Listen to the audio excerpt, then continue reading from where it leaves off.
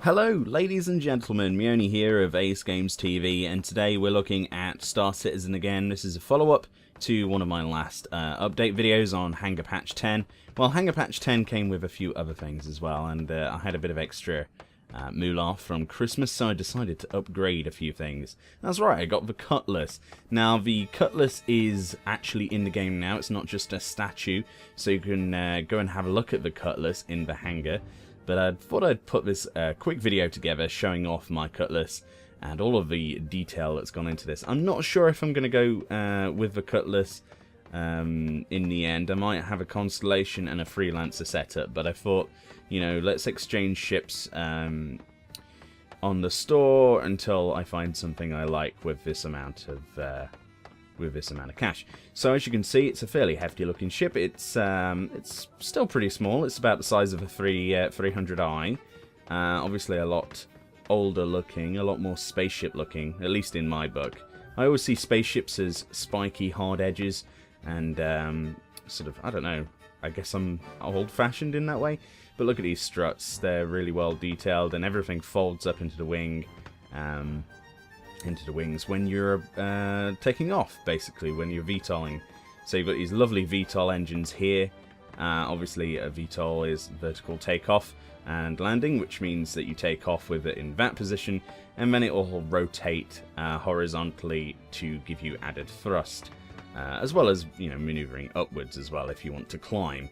We've got a nice little, what I presume is an intake on this engine at the back here. This is like a dual thruster engine. I'm not sure what that is. I presume that's another intake. As you can see, the whole thing, the whole back thruster situation is rotatable. This is the belly of the ship. I just thought I'd show you this. There's a huge docking hatch, or what I presume is a docking hatch. It may be something a little bit more nefarious, but we don't know yet. But considering this is involved quite likely in piracy, I would imagine it's not exactly scheduled docking. A bit of writing here and what appears to be an oil spill or something.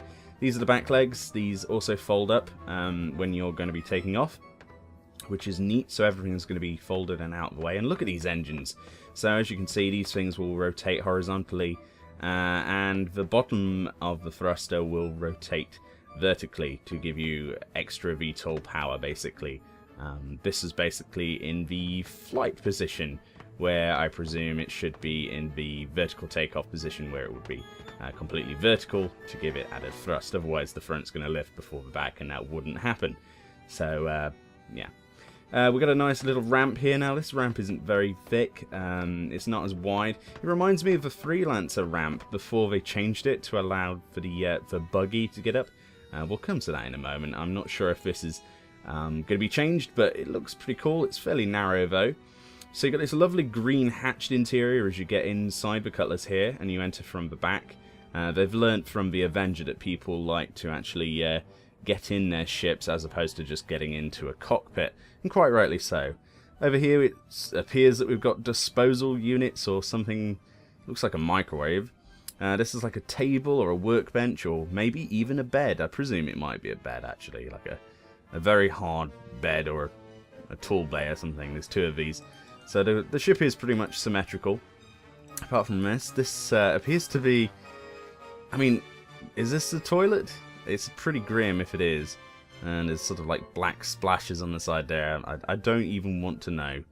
I don't even want to know about that. Let's just go past that. So you've got these lovely markings on the floor. I'm not sure if any of this stuff moves or anything, but this is the docking or weird hatch that I was talking about, which looks very nefarious and something very piratey. These are actually the interior parts of the engines, the VTOLs on the side. So I presume that you'll be able to do some engine management.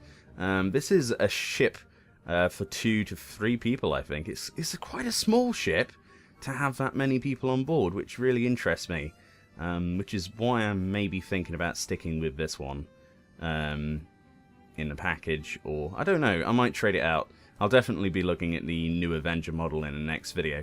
This is the gunner seat position. It looks very hard. We can't go in this at the moment, but I will show you up there in a few seconds. It looks like it's two-way, sort of like a bird's eye. What do you call it? What's it called? A bird's nest on a ship.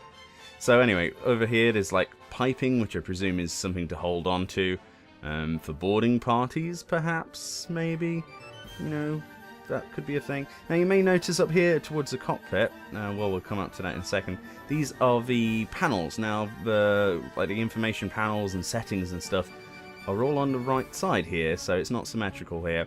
And they've got some of the new artwork in, some of the new sort of concept HUD work. Lots of buttons up there. I want to press everything, honestly. I hope that they have the ability to just press things, even if they're just turning lights on and off. As you can see here, we've got some really cool little settings for comm settings, and that's your velocity and stuff like that, and your resonator settings, like all sorts of gubbins. Hopefully it all does something and isn't just a visual representation. That would be really cool. And they are going for the whole simulation process, so presumably all of this will have a function. So what I was going to say, there's a little ladder here. There's actually like a little fold-out panel that I noticed. It's got hinges.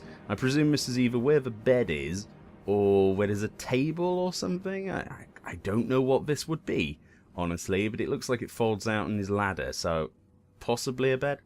So as you come towards the cockpit, you may notice everything's slightly to the left, and then there's these little like lines. That means that the whole thing will slide into the center, so you actually have a center point of view as opposed to it being shoved to the left. The only reason it's like this is because obviously how else are you going to get into the actual cockpit, and how else are you going to get into the seat unless it's pushed to the side. So that's really cool. That's a really cool feature, and I presume that's used in some variety of machinery already on this planet. I don't know. It looks pretty cool. Probably like in a plane or something. I think the old bombers had something very similar to this. I could be wrong there. But as you can see, the view from the at least the pilot's seat is fantastic. There's my constellation over there. That gives you a sense of scale. We've got a heads-up display that doesn't really work at the moment, but that's going to be in the center. Obviously, this seat will be, you know, when you're in the seat, the whole thing will be centered. Got a bit of a fan there if we get too hot. Being hot in space, it's a thing, especially if you haven't got decent enough shielding. But yeah, it looks pretty damn cool. I think this is probably one of the best designed cockpits they've done so far. So these are the decals on the outside. We've got the Cutlass symbol there, which is the crossed hatch swords, and we've also got those nasty looking teeth, which sort of signifies its identity as a pirate. So here we are, I'm sort of no clipping with the camera here in the third person view to look at the gunner's position or the second pilot's position, which is pretty cool. It's just slightly higher, not too much higher, just enough though. It doesn't need to be raised or lowered. It's actually in exactly the right place. But the thing looks pretty nifty, doesn't it? I definitely like this cockpit design. It feels a lot like a Lancaster bomber or some kind of heavy, well, yeah, sort of like a heavy bomber cockpit from World War II or something. So this is this bird's nest or crow's nest or whatever you want to call it up here. This is one of the viewpoints. I presume it switches the other way as well because there's another panel and of course another cockpit display, the directly symmetrically the other side looking backwards over the ship. So I presume the seat will rotate. That's what it will look like if you come down. So one thing that we should show you is these pipes. Now they talked about pipes being a thing that will explode and if they carry stuff, and if you were to fire a projectile and it went through the shielding and all the armor and it would burst a pipe or something. Well, this is the piping. So that's kind of in the interior, but fairly weak, honestly. Like if you had a well-placed shot from above, you could probably shoot that out. As you come to the back here, you may notice this large box-shaped thing. I presume this is your cargo, and it's fairly hefty sized. Either that or it's a place to sleep. I presume it's cargo though, but it's definitely going to be used for something. I would say cargo bay, because there's not really anywhere else that you can securely store any cargo, and it's at the back there, so it would make sense. Easier loading. Sort of no clipping here through things to see if there's anything interesting, but there really isn't much else other than that. Let's have a look inside the engines quickly. Ooh, very big black hole. That's what she said. And as you can see on the back here, we've got these sort of flappy things. I don't know. They've got a name that you have on the shit. It's on the Hornet, isn't it? Which change depending on speed and stuff. Sorry, I'm trying to remember things at the same time as commentate on a video, and it's not particularly easy. So there you go, a bit of a judge of scale. Get out of the way, Reef, there from the Christmas Star Citizen patch thing.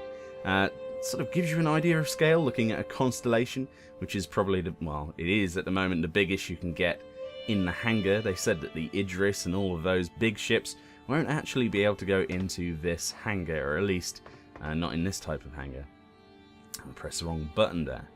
But yeah, we can't get in this seat. We did show it up there, but as I've just shown you again, there's two ways you can look up there, so I presume it will rotate and we'll be able to see if anybody's attacking from behind, and maybe even a two-way turret. That would be pretty damn awesome. So yeah, there's only really one thing left to do, and that's test out this ramp, isn't it, really? And there's only one thing I can possibly think of that's up to the challenge of testing this ramp. That is, of course, my buggy. Now, I recently did a video for Wingman's Hangar. Hopefully it gets used. If it doesn't, then no big loss.